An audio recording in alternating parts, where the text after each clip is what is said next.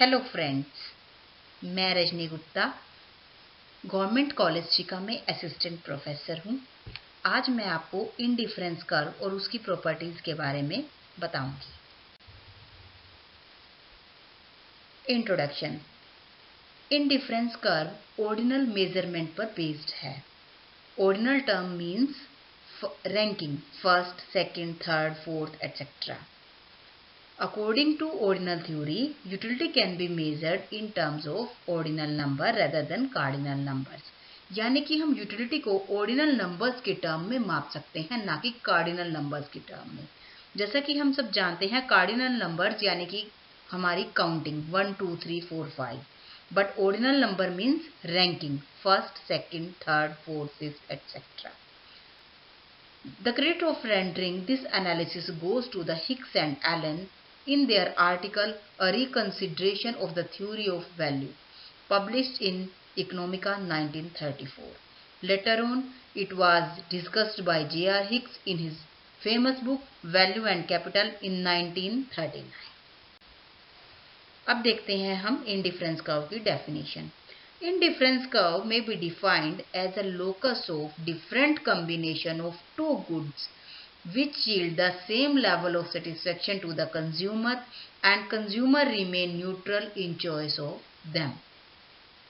Indifference curve दो वस्तुओं के उन विभिन्न संयोगों को दिखाता है जिन पर उपभोक्ता की संतुष्टि का स्तर समान बना रहता है और उपभोक्ता उन संयोगों के चुनाव में न्यूट्रल रहता है. जैसा कि डायग्राम में दिखाया गया है, हम x एक्सिस पर x वस्तु ले रहे हैं और y एक्सिस पर y वस्तु. x और y के विभिन्न संयोगों को मिलाकर इंडिफरेंस कर्व बनाया गया है.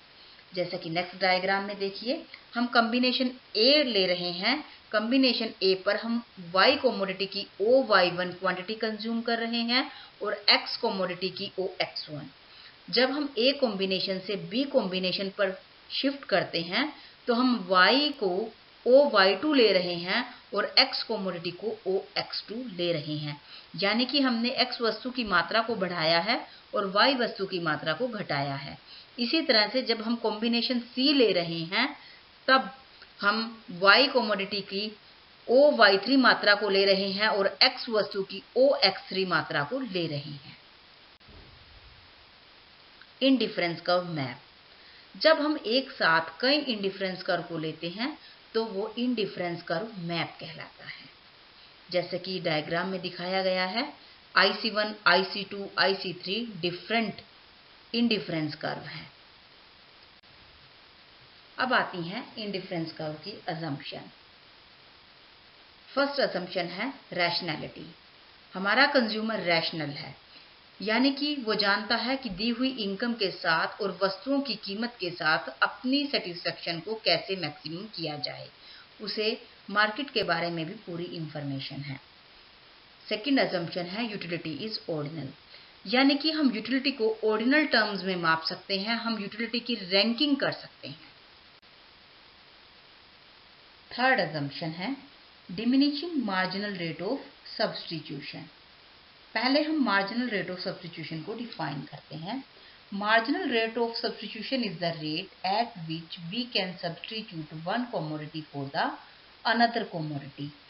यानी कि मार्जिनल रेट ऑफ सब्स्टिट्यूशन वह दर है जिस पर हम एक वस्तु का दूसरी वस्तु की जगह प्रतिस्थापन कर सकते हैं. इंडिफरेंस के केस में ये marginal rate of substitution diminishing यानी कि घटता हुआ होता है. यानी कि जैसे जैसे हम एक वस्तु को दूसरे के लिए प्रयोग करते हैं तो हम दूसरी वस्तु को घटती हुई दर पर त्याग करते जाएंगे ताकि उपभोक्ता अपने उसी सेटिस्फेक्शन लेवल पर रह सके. इसके बाद आती है consistency and transitivity assumptions. Consistency means अगर किसी एक सिचुएशन में कंज्यूमर ए को बी से प्रेफर करता है तो वो हमेशा ए को बी से प्रेफर करता रहेगा जब तक कि ए उसके लिए अनअफोर्डेबल ना हो जाए. ट्रांजिटिविटी मीन्स अगर कंज्यूमर ए को बी से प्रेफर करता है, बी को सी से प्रेफर करता है, तो वो हर एक सिचुएशन में ए को सी से प्रेफर करेगा. Marginal rate of substitution. Marginal rate of substitution indifference curve के स्लोप को कहते हैं। इसे हम इस तरह से डिफाइन कर सकते हैं कि एक वस्तु का दूसरी जगह पे दूसरे के लिए किया जाने वाला प्रयोग। इसे हम इक्वेशन के रूप में दिखा सकते हैं, dy/dx is equal to minus marginal utility of x by marginal utility of y। इस तरह से इंडिफरेंस कर्व का स्लोप है dy/dx। Negative sign indifference curve के नेगेटिव स्लोप को दिखा रहा है। अब अगर हम देखें, इंडिफरेंस कर्व मार्जिनल यूटिलिटी की रेशियो को दिखाता है। Properties of indifference curve. First property है, इंडिफरेंस कर्व नेगेटिव स्लोप होता है, यानी कि लेफ्ट से राइट तक घटती हुई दर पर होता है। सेकंड प्रॉपर्टी है, higher indifference curve shows the higher level of satisfaction.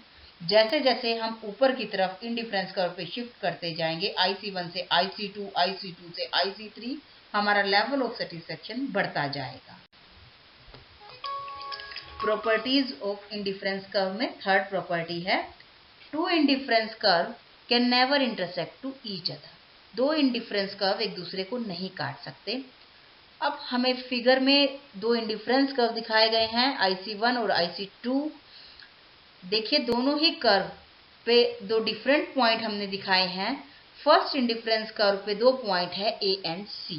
अभी तो हमने कहा कि एक इंडिफरेंस कर्व पे प्रत्येक point same level of satisfaction को दिखाता है। I2 पर भी दो पॉइंट है A एंड B। अब क्योंकि I2 I1 से हायर है, तो I2 पर I1 से सेटिस्फेक्शन लेवल भी हायर होना चाहिए। तो यानी कि B पर जो सेटिस्फेक्शन है वो C से ज्यादा होनी चाहिए। लेकिन दोनों ही इंडिफरेंस कर्व एक दूसरे पर A बिंदु पर काट रहे हैं, तो जो सेटिस्फेक्शन लेवल A पर है वो ही C पर होना चाहिए, जो A पर है वो B पर भी होना चाहिए। तो इस तरह से सेटिस्फेक्शन का लेवल B और C पर समान होना चाहिए, लेकिन B जो है वो हायर इंडिफरेंस कर्व पे है। तो हम जो बात कह रहे थे कि दो इंडिफरेंस कर्व एक दूसरे को काट सकते हैं, ये स्थिति संभव नहीं है। Indifference curve convex to the origin होते हैं। ये property diminishing marginal rate of substitution पर बेस्ड है। फिफ्थ प्रॉपर्टी है हमारी, इंडिफरेंस कर्व में और may not be parallel to each other. दो इंडिफरेंस कर्व पैरेलल हो भी सकते हैं और नहीं भी। अब हम देखते हैं diminishing marginal rate of substitution.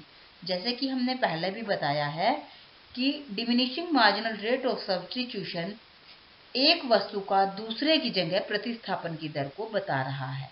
ये प्रतिस्थापन घटती हुई दर पर होता है। इसी प्रॉपर्टी के कारण इंडिफरेंस कर्व का स्लोप डाउन डिमिनिशिंग होता है। जैसे कि डायग्राम में दिखाया गया है, जब उपभोक्ता ए कॉम्बिनेशन को कंज्यूम कर रहा है तो वो X की OX1 और Y की OY1 मात्रा को कंज्यूम करता है।